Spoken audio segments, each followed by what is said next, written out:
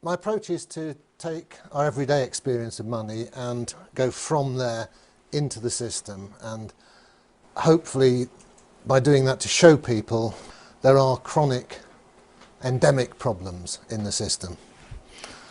So where does our money come from? That's a good question to start with. And our money is, for all intents and purposes, our medium of exchange. We buy and sell stuff, and we earn it, save it, lend it, and so on. And it comes in two forms as far as we, the users, are concerned. Physical cash, stuff in your pocket, your wallet, still quite widely used for pubs, corner shops, small everyday purchases. However, the business, the economy, is conducted using electronic computer money, the digits that jump from one bank account to another. So stuff is bought and sold and so on. So these money numbers, as we might think of them, these numbers within the bank's computers, are our medium of exchange. It's what we use to run our economy, and in that sense they are our money supply. So the question then arises, how do they come into being? Where do they come from? How do they get into the computers? How do they originate? And most people in this room know the answer to that, but let's have a look. First of all, we need some terminology. We need to start thinking like accountants, and two good concepts we need are assets and liabilities. I find this approach better than thinking of money flows, because that's a bit of an anachronism from when money was stuff and it used to actually physically move. All that changes now are the numbers. Some go up and some go down, and let's see how that works. So assets and liabilities. Well, an asset, in our context, we're talking about monetary assets. And obviously, you know, your family is an asset to you, but we're narrowing down monetary stuff of value, and can be property, but it also can be bonds or debts, other people's obligations to pay you money at some time in the future. Conversely, on the other side of that equation, there's liabilities, and that's something which is going to cost you. You have an obligation to somebody else, perhaps, to pay them money back at some time. So if I borrow money from you, then there's a dual aspect to that debt. It's my liability because I owe you, and it's your asset because you have a claim on me in the future. Now, the same contract relationship exists between banks and their customers, their clients, both borrowers and depositors. So let's say I've got a mortgage with a bank, I'm a debtor to the bank, I owe to the bank, then that debt is of course my liability, but it's also the bank's asset. The bank treats it as a piece of wealth, something of value to the bank. The other side, my money in the bank, you log into your bank account and you maybe have a few hundred, a few thousand there, and you feel good about that, that's my money, there it is. Well, that's not quite how it is. It's again a contract, a debt contract between you and the bank. This time it's the bank's liability. They might need to hand over some real money to you if you come into the bank and demand it, and it's your asset. So because you've put your money in the bank, what's actually gone on in law, in contract, is that you've lent it to the bank. The bank now has use of it. It's not your cash anymore.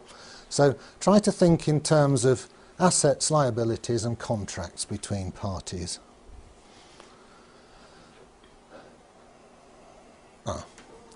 And my approach is to, within this way of thinking, just to look at everyday transactions and try and build up a picture of how these numbers change within the system. So we look at what's called the bank's balance sheet, and we'll go on to that in the next slide. What is a balance sheet? It's just an accounting convention where you list on one side of the paper, one side of the computer screen, all the assets of an entity, and on the other side all its liabilities. And double entry bookkeeping is a way of maintaining exact balance between these two sides. We'll see that. So then we see how these money numbers change for each basic operation, putting money in, taking it out, transactions, moving it from one account to another. And you can see then from this bottom-up approach, going from the particular to the general, from the detail to the more global picture, that emergent properties of the whole system are revealed as chronic problems. Okay, an initial balance sheet. A bunch of people get together and get hold of a banking license and join the game. This is their initial balance sheet. Their assets start off as all the money that the investors put in as shareholders. That goes to an account at the Bank of England. On the other side of the sheet, this is a little more subtle. This is a liability to the bank as an entity which has a debt to its shareholders. So conceptually you have to separate the shareholders from the entity which is the bank itself. And the initial liability of the bank is what's called the shareholders' capital account. It's how much the bank sort of owes back to the shareholders should it be wound up. So if the bank ceases to exist, the shareholders have this claim on the assets of the bank. Therefore it's a liability of the bank, an asset to the shareholders. Right, well that's the initial balance sheet. How does that balance sheet change when somebody comes along to the bank and wants a loan, a £100,000 mortgage, say? Let's have a look at that balance sheet, how it changes in terms of the assets and liabilities. Because remember, all the balance sheet is a snapshot of the current state of play of the bank, what its, how its assets and liabilities change over time. So here's an event, a basic event. Somebody takes out a mortgage. What happens to the balance sheet?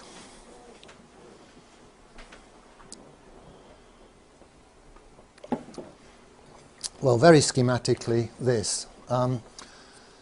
The bank's assets go up 100,000 because this person who walked in the door now owes the bank £100,000, which wasn't owed to the bank before. So the bank's got £100,000 extra assets to what it had before the event.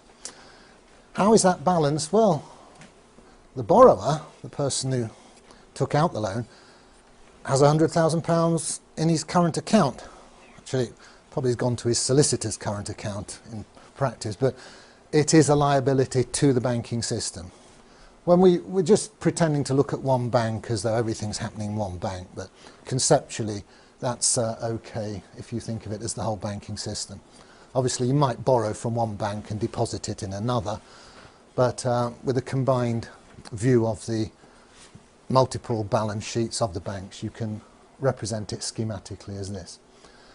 So what's happened here is somebody in the bank has approved a loan and has just typed in £100,000 onto the asset side of the bank's balance sheet, however that's represented in the computers, and has typed in £100,000 into the current account of whoever's going to receive the money. There's no stuff has moved, two numbers have changed. That's it. So we can say that debt and money are birth twins. They come into existence together. When a new loan is made, the debt and the money come into being in equal measure on opposite sides of the balance sheet. So the balance sheet is expanded in tandem, new accounting entries of debt numbers and money numbers. You've got a lot of debate on the internet and so on. The official view is that the bank isn't sort of moving any money, it's extending credit. Well, you can look at it that way, but in a pragmatic sense, as money users, we've got these numbers We just borrowed them from the bank. New numbers have sprung up in our account and we can spend them. They're perfectly good. In a strong sense, they are money. They are a medium of exchange. Ask yourself, what's in your bank account? I got that from that advert that was going around at the time, what's in your wallet?